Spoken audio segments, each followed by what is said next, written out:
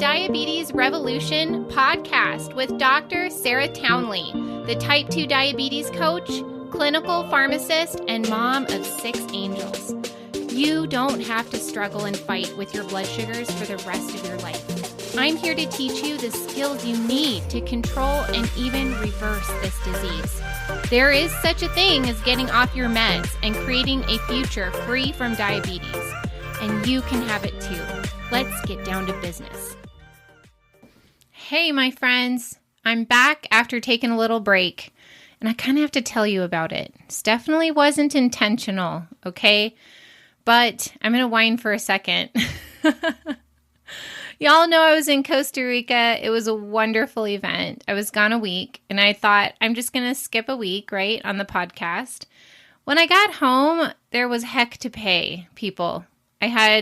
My husband did a Herculean job of taking care of the fort and all 6 kids and still working full-time while I was gone, but there was some serious catch-up to do and also some serious damage that was done. But he did get 2 goats, okay? He got a mama goat and a baby goat, and that was really exciting. And so when I think about that, I don't have to deal with all the turmoil in my mind about the week last week. But anyhow, usually when things aren't going well for me, I just blame it on my kids, and this is no exception. So there was probably thousands of dollars worth of damage to the carpet upstairs. Somebody thought it would be a good idea to bring the liquid watercolor vials upstairs and paint in their bedroom.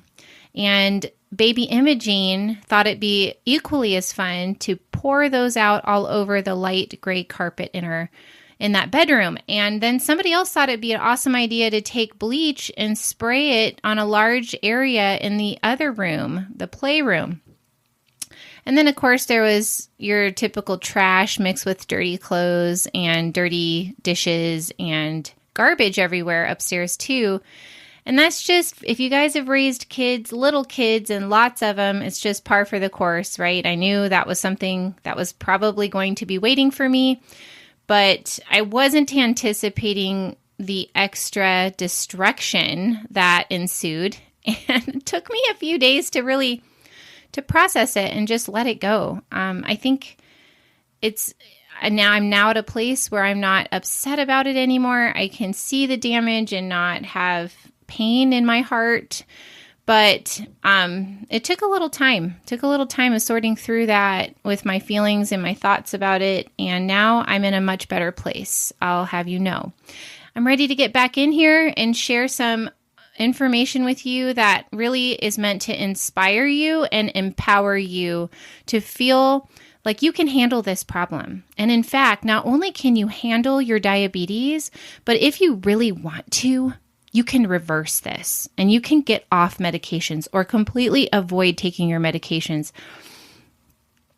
for the rest of your life. And that's simply because your body has an innate intelligence in it. It knows how to heal. And when you are able to support it in a way that it's designed with your environment, right? The food you're putting in your mouth, how you move your body, all of these things. When you support your body, it knows how to heal.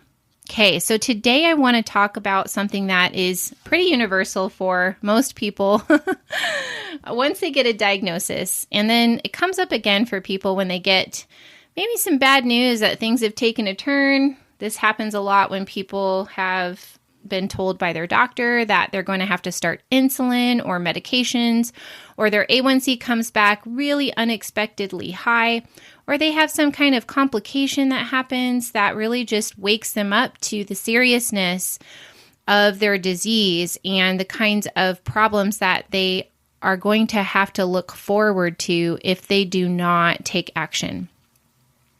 And so what I'm talking about is this feeling that can happen that you need to be in a hurry, right? Like, especially when you first get diagnosed, there's a huge frenzy, there's a franticness, there's a lot of information that is coming at you that's new. And there might be this feeling like you've got to change everything all at once. You've got to do it quickly overnight. It's got to be totally different. You have to hurry up and get those blood sugars down. And sometimes the doctors don't really help you with this. They don't tell you that it's okay to take your time. And today I'm going to tell you why it's probably better that you do. In fact, it's guaranteed to be better if you do. And I'm going to explain that to you in detail so that you and me can be on the same page and you can stop pressuring and stressing yourself in a way that really slows you down and makes the situation and the experience oftentimes worse. So, when you're in a hurry, when you feel pressured, if you feel desperate, right? You're like maybe combing the internet at 2:00 in the morning or buying 6 books off Amazon or, just in a frenzy or a flurry of need to consume information. You're in a hurry when you just really feel stressed out about it. It's all you can think about and it's consuming all of your time and attention. You're in a hurry when you think you have to, quote, fix this problem before fill in the blank, before like your next A1C, or before your doctor puts you on meds, or before just fill in the blank. If you feel like you need to fix something before anything, you're probably in a hurry. You're in a hurry when you get frustrated, when you're not seeing the progress you expect. This comes up all the time. And oftentimes for not just their diabetes, not just coaching on diabetes, but coaching on weight loss or coaching on any kind of outcome that really takes a transformation, really takes an overhaul of the way you make all those tiny decisions every day. People want there to be this big explosion, like the Big Bang, and there's just all these things rearranging overnight. And when the smoke clears, everything is just perfectly aligned and in place and shiny and beautiful. And that's what we think a transformation is, but that is not true. A transformation is happening in those mundane moments, in those hundreds and hundreds of decisions, tiny, tiny decisions that you make around food and around how you're going to take care of yourself and around how you're going to take your medications and check your blood sugar. Like, you guys, this is not a small feat. This is a very large goal to reverse type 2 diabetes. It's going to impact every corner of your life. It's going to impact your relationships, and it's going to impact you all throughout your day. And so when you have the feeling that you need to be in a hurry, when you feel urgency around getting a certain result quickly, you're going to get frustrated. Okay, so when you feel frustrated and you're looking at your results on your glucometer or your A1C or whatever, the scale, and you look at that number and you start to feel frustrated, you start to feel hopeless, that's a clue that you're in a hurry. So I want to ask you why. Why are you in a hurry? Most of us think that we need to hurry because we're going to feel better when we fix this problem. We're so committed to getting to the goal that we deny ourselves any kind of time, any gratification, any of that until later when we fix the problem. So we have this story in our mind that once we get there, then we can enjoy, then we can slow down, then we can feel better. But that's not true. You know why it's not true? There's 2 reasons. One is life is 50-50. When you've solved this problem, you can guarantee there's going to be another problem that you're trying to work on, that you're putting yourself through, figuring out, and that's also going to have its own need for growth and its own discomfort, okay? And so if it's 50-50, when you solve this problem, there will be another problem to take up the space that you vacate when you solve this problem.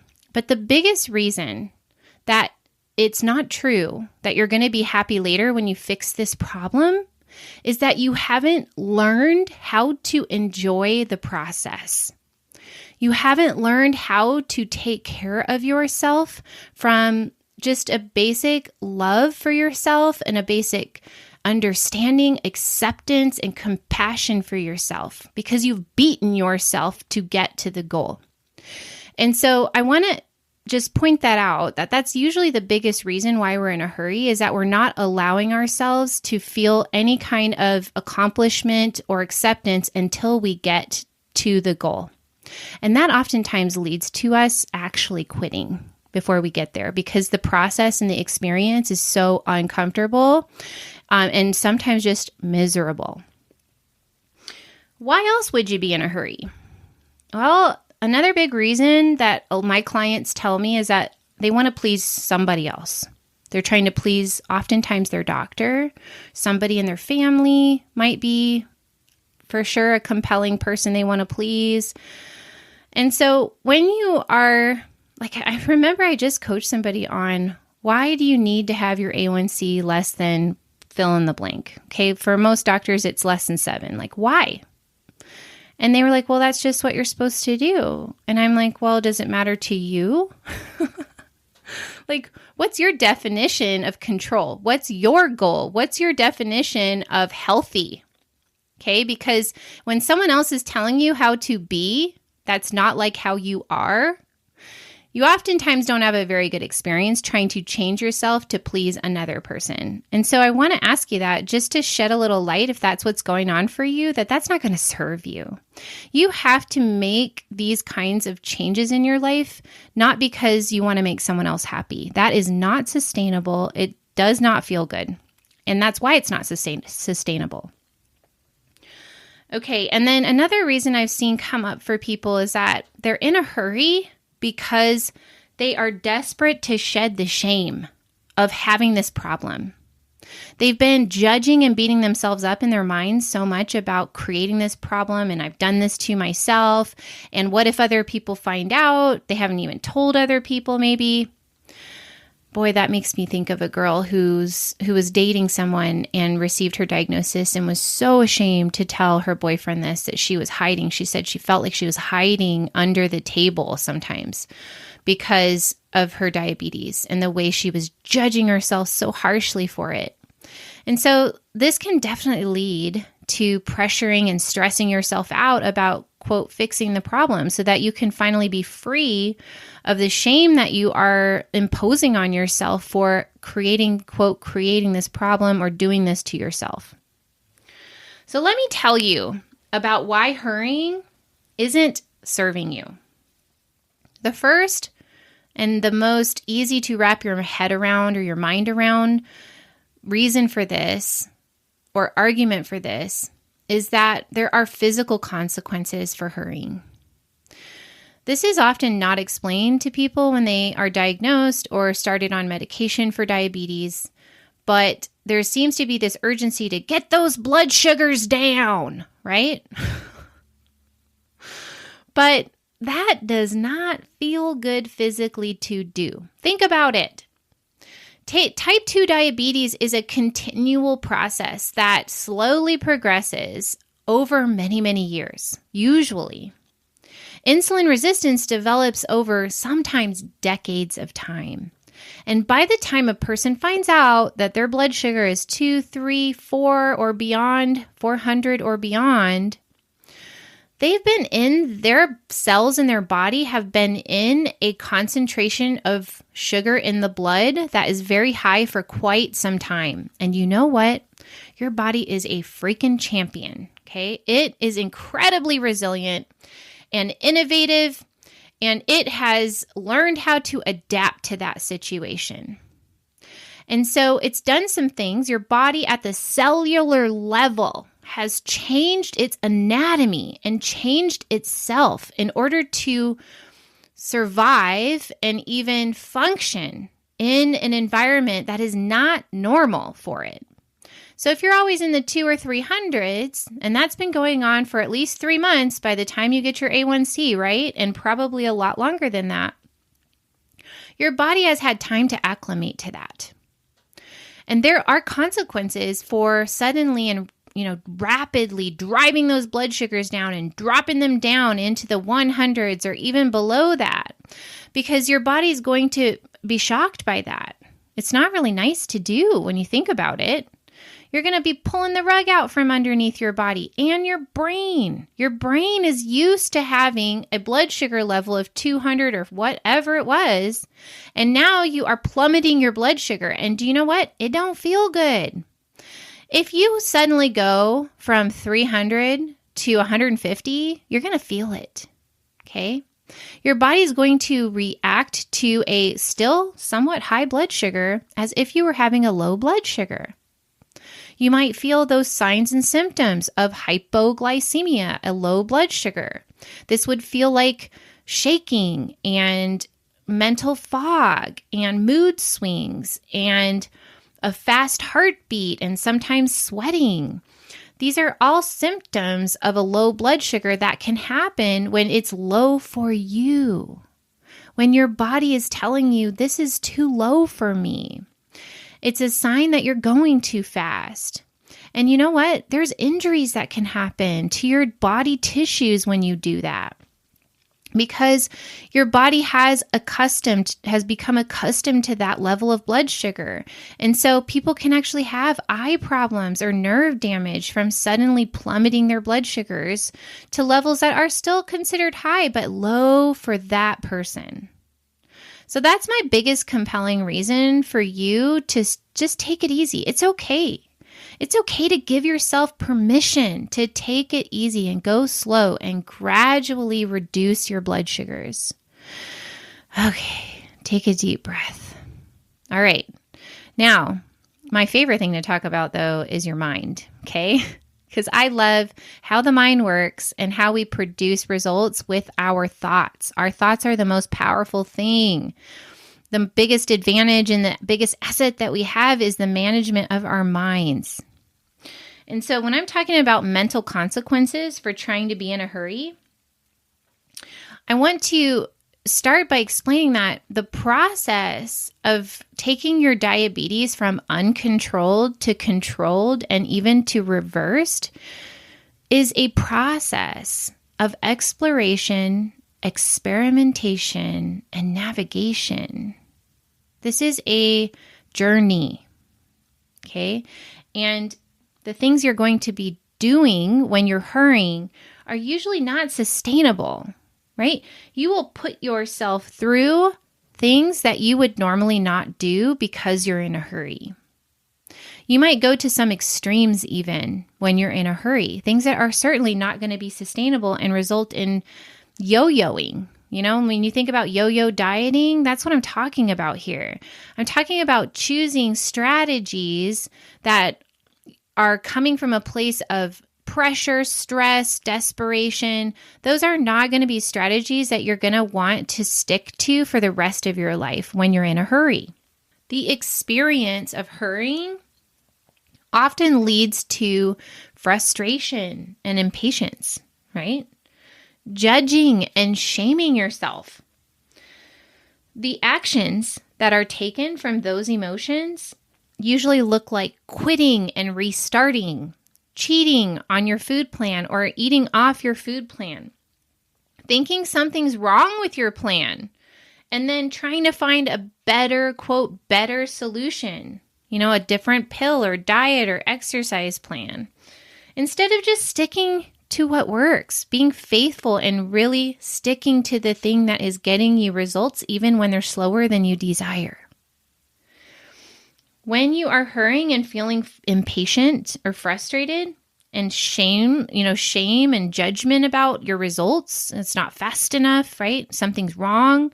When you're having that experience, you're definitely not listening to your body and you're forcing your body to do things that feel bad. It's the opposite of what I teach. So what do you think all of this is going to result in? It's going to result in you going slower.